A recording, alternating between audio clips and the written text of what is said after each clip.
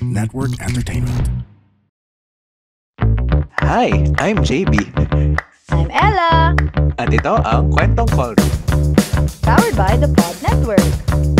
Kakaiba yung POV ko. Sa Oo sarili nga, ba't ko. ganyan? Eh, kasi Nakaka-crouch naman, ako. you're on a US tour. Ay, Oo nga bongga. eh. Taylor Swift, Nagko-concert kabahan tour ka na. siya. Mm-mm.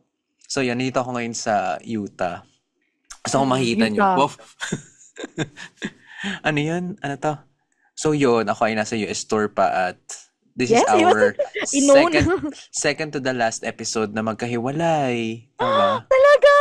Oh my God. In the near future. Pero feeling ko baka maghiwalay ulit eh. Ay, bakit? Foreshadowing ko. Wow. But I wanna be with you. Aw, same.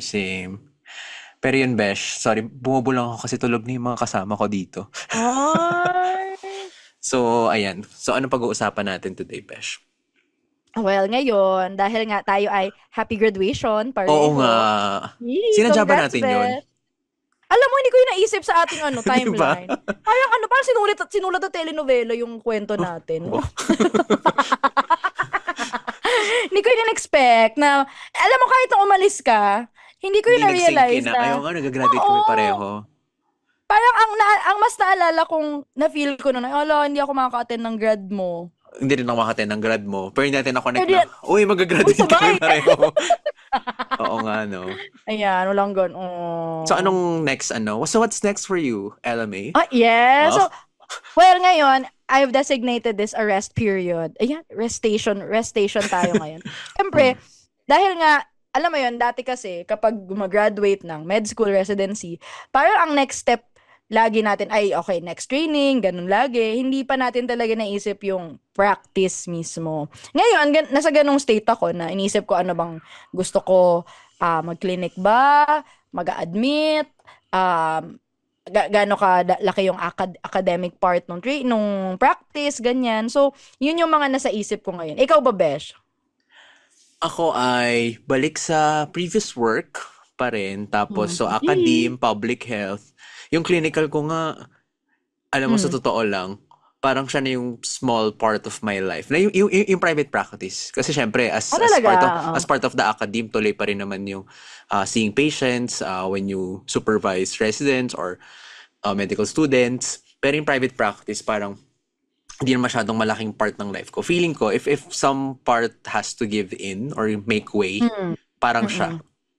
Oh, tsaka Besh, 'di ba? Dahil as a public health physician, yung lens talaga na mas gamit mo ay population eh. Oo, pero for me kasi it keeps me grounded na. Kaya gusto ko pa rin ma-retain yung academe kasi it keeps me grounded na. Okay, kung ganito pa rin nangyayari at individual level, then something must not be working pa. But that's true also, no? Pero yun yung mga natin, considerations. Kasi, I don't know about you, pero nung bata ako, ang vision ko sa pagdodoktor ay clinic lang. As in, clinic, yun yung office ng doktor, kumbaga. Hindi ko naisip na nag-admit siya, or yung iba nag-opera pa nga, or yung iba, yung duty talaga wala. Wala talaga akong konsepto Oo, ng duty. no? Parang tayo inatento Diba? mag-duty pala yung doktor. Oo, Akala wala ko- talaga. Sulat-sulat lang, tapos parang prescribe, tapos parang, may ganyan ka, ito. Ganun lang. So, iyon, I guess, ang episode na to, ang point niya ay para ma-shed yung light na yon sa mga nalilito din katulad natin. So, Oo. today, ang episode ay, lilinawin lang natin yung difference ng clinic At saka- setting at hospital setting. Ayan. So, inpatient, outpatient, basically. No? Oo. Parang ganon. Oo.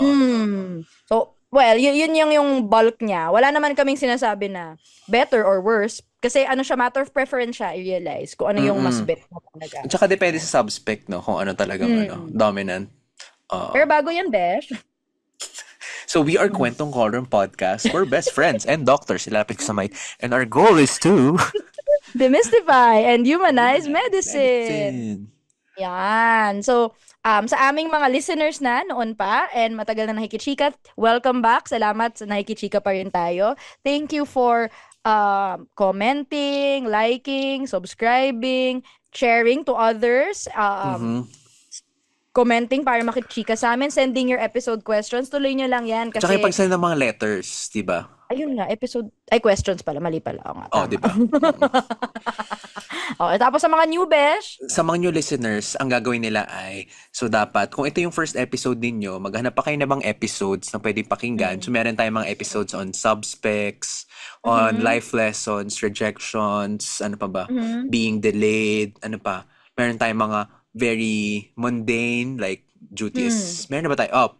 Duty food, paano mag-Christmas sa ospital, ganyan. So, marami ng episode dyan. So, hanapin nyo lang dyan kung ano yung bet ninyo. And syempre, pag hinanap nyo, malapit doon sa search bar, nandun yung follow, nandun yung bell button, nandun yung rating ng 5 stars. So, required. Wow, required. required. At nasa YouTube na rin tayo. YouTube. Yes! Yun, YouTube. Baka makalimutan. Oo. Oo nga. So kung wala kayong Spotify, meron sa YouTube. At kung wala kayong YouTube, meron sa Spotify. Wow. So, kung paano nyo man ito Dinoble-double. napapakinggan, oo, Yes. meron sa kabila. Oo, yan. So, welcome. And ito nga, ang topic natin today ay basically, sabi mo nga, inpatient versus outpatient. Alam mo ba, Besh, mas alam mo siguro dahil ikaw yun nandyan. Sa States, ay ano talaga siya? Track siya na pinipili mo. Yung iba, ang pakilala talaga nila ay I'm a hospitalist. Tapos yung iba ay I'm a clinic, ano bang ginagamit nila pag clinic? Basta, pag Clinics hospital yung sila, sabi ginagamit nila nilang term. Parang parang clinic sila. Tapos usually, may mga practice talaga na mas outpatient yung dominant na practice nila. Pero to Oriental listeners, pag sinabing outpatient, ito yung usual na nakikita nyo na magpapakonsulta kayo sa clinic, meron kayong isasabihin na nararamdaman, diagnose kayo ng doktor, bibigay ng gamot, ng mga lab tests, tapos yun, uuwi kayo. Kaya siya outpatient kasi hindi kayo na-admit. Versus yung... Versus inpatient, which is yun naman yung alam natin as admission or nako-confine. Ginagamit pa ba yun? Oo, yung nako-confine. Nako-confine, di ba? Parang, na-realize ko na-admit. ngayon, yung confine, very preso energy. Nako-confine, ganyan. Pwede. Kasi yun, yun yung alam natin na na-admit sa ospital ka mag-overnight, kumbaga, dun ka titira for a while. Ang pagtingin sa'yo ng doktor ay bibisitahin ka niya dun sa room mo, ganyan. So, yun yung mga possible ways na pwede ka maka-interact ng doktor. And in practice, yun nga, sabi mo nga, there are some subspecs in the Philippines. Dito kasi hindi masyadong nade-differentiate kung inpatient or outpatient doctor ka, unlike sa ibang bansa. Kasi dito, parang choice mo na yun kung anong mas gusto mo. Mas gusto mo ba mas inpatient? Mas gusto mo ba outpatient? Halo ba? Yung, yun siya. Based on your subspec na pinipili, no? Parang ganun siya na parang kapag meron ka na isip na subspec, consideration na gusto mo ba ng maraming clinics or mas gusto mo maraming inpatient?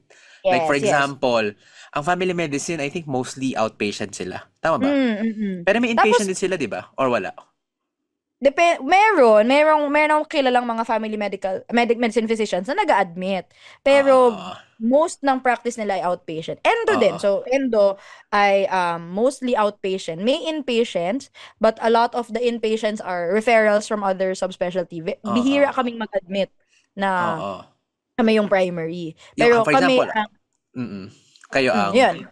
Kami yung outpatient, yung bulk talaga ng mga patients namin, yung nakikita. So, kumbaga, kung endo, may inpatient, pero mostly outpatient talaga. At least in terms of... Ang surgery naman, pag nagpo-follow up, or pag first consult, outpatient. Pero kung talagang under surgery ka, malamang i-admit ka. Although meron din mga surgeries na outpatient, di ba? Elective na uwian. Meron. Oo. Meron din naman. So, sa Philippines, mix nga siya, no? Mix siya. Kasi pag surgeon, mix din talaga siya. Kasi may kunwari, yung Whipples, kailangan naman talagang inpatient yun, di ba? Pero pag intensivist ka, yun ang sure ako, wala masyadong outpatient ang intensivist. Kasi bumabalik sa primary doctor.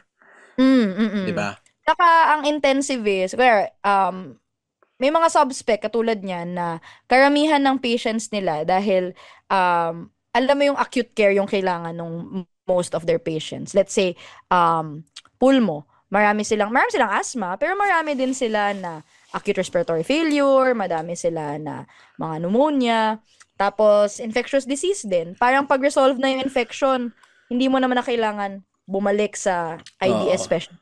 ER Med, malamang walang OPD yun. ER Med, oo. Parang, kaya nga nag-ER Med yung iba, di ba? Kasi gusto So nila. pag gusto mo ng inpatient lang na mabilisan, ER Med, di ba? Yeah. Kasi ano rin siya, depende rin siya kasi sa'yo. Kasi yung iba, gusto yon. Gusto nila na yung buhay nila as a doctor ay limited lang sa time na nasa hospital sila. Gusto nila na nade-define by shifts and pag uwi nila, hindi na nila yung dala, hindi nila iniisip, hindi wala nang follow-up sa kanila. Some people prefer that. Other people, mas gusto nila yung office hours, yung usual na sineset na schedule.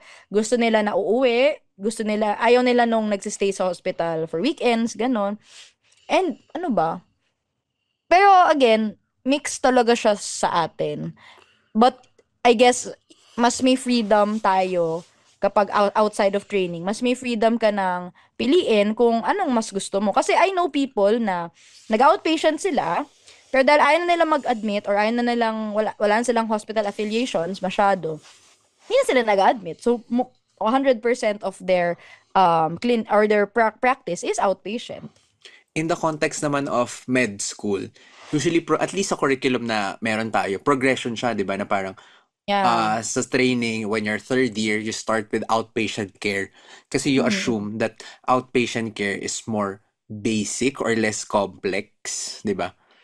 In a way, sasabihin na iba na, mas benign in a way. Dahil, Oo. pero I guess, dahil mas ambulatory sila. You don't need close monitoring na that is parang kasama siya sa inpatient care. Kaya ka nag-a-admit kasi you want closer monitoring.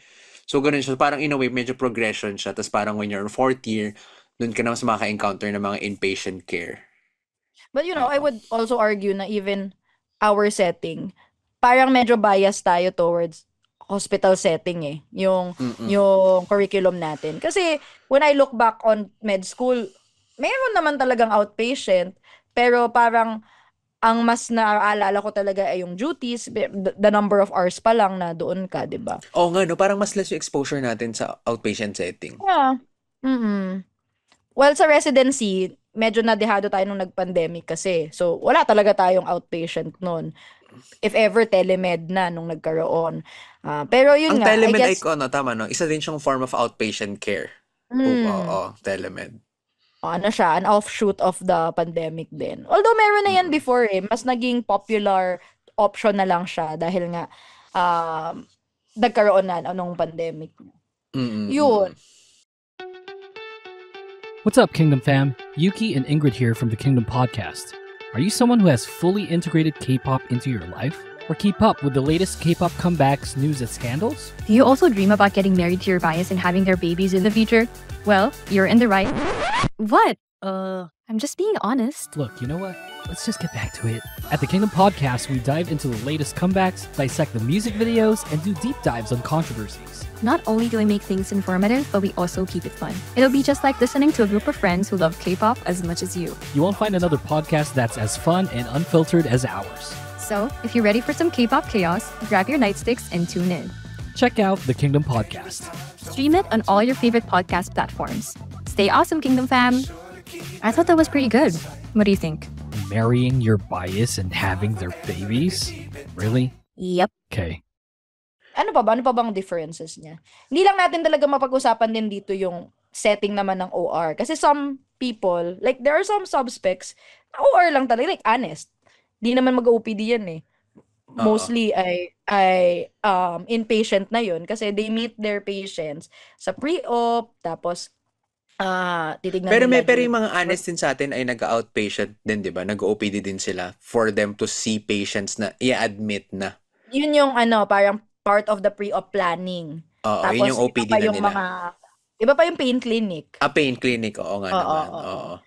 Pero kung kunwari as in yung anesthesiology practice itself, inpatient siya. Kaya nga, di ba, we've had guests on the podcast na dahil wala silang clinic talaga, kailangan talaga affiliated sila sa hospital.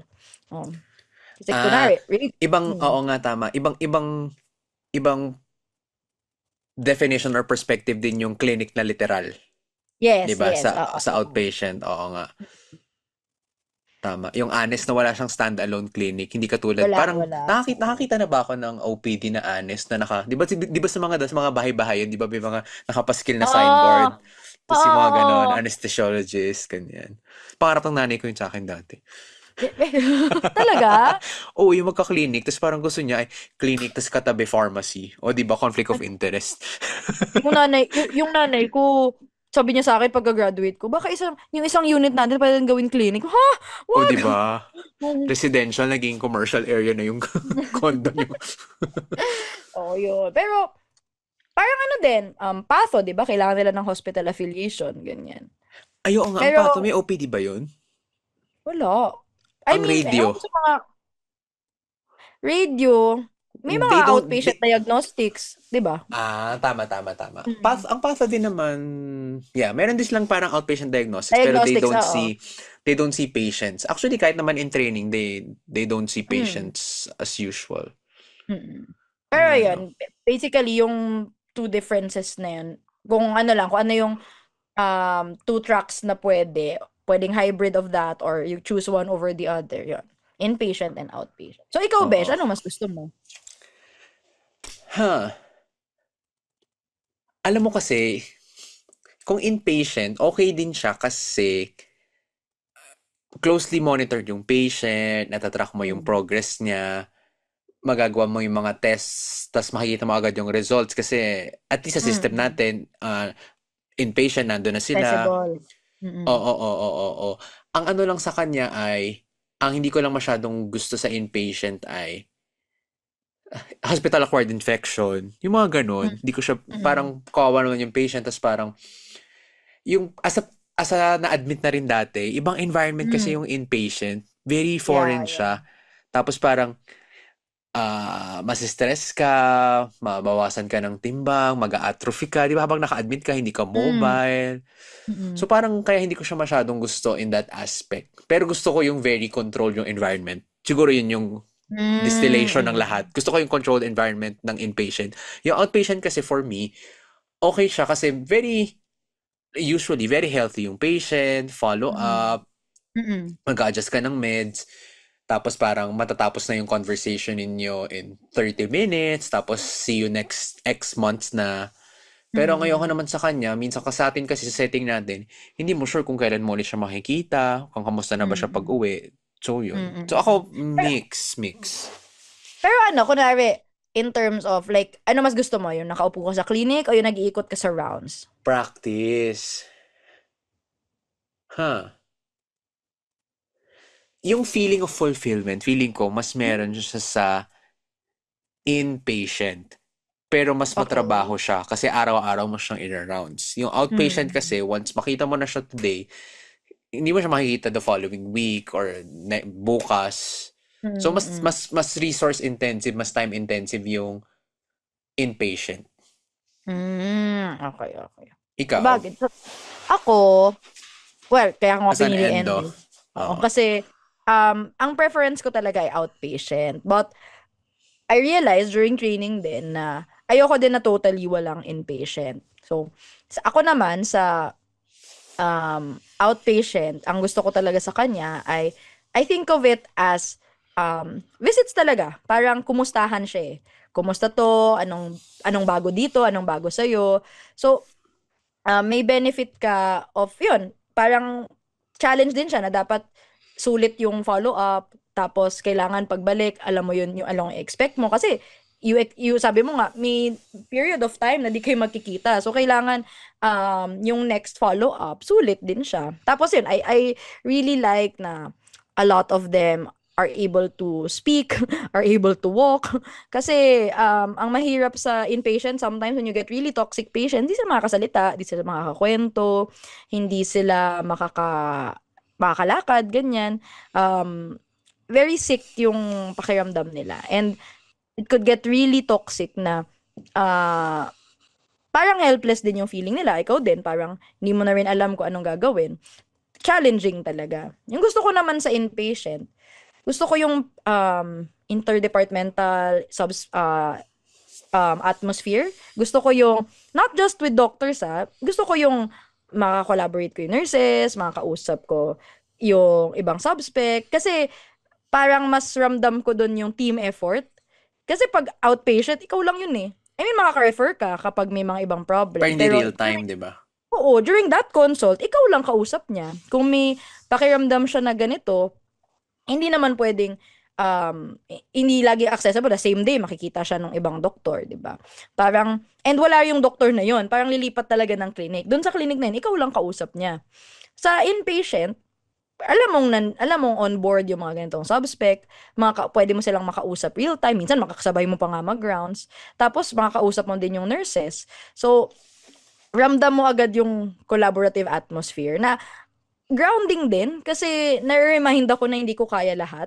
Lalo na nag-subspec ako kasi parang na-focus yung attention ko sa endocrinology. So parang ang nangyari, kunwari kung aabot na sa cardio, sa renal, yung mga ganong concern, hindi na, alam kong hindi na ganon ka lalim yung understanding ko of those things. Pero pwede ako magtanong. And maganda yung ma-encourage na doesn't mean na papabayaan mo na yung ibang aspects of care. Pero kung di mo alam, magtatanong ka. And maganda yung ganong atmosphere, I think, na sana ganon. Hindi, alam ko hindi naman ganon lahat ng doktor o hindi lahat ganon na institution. Pero there's that opportunity for that setting na nakaka-collaborate kayo.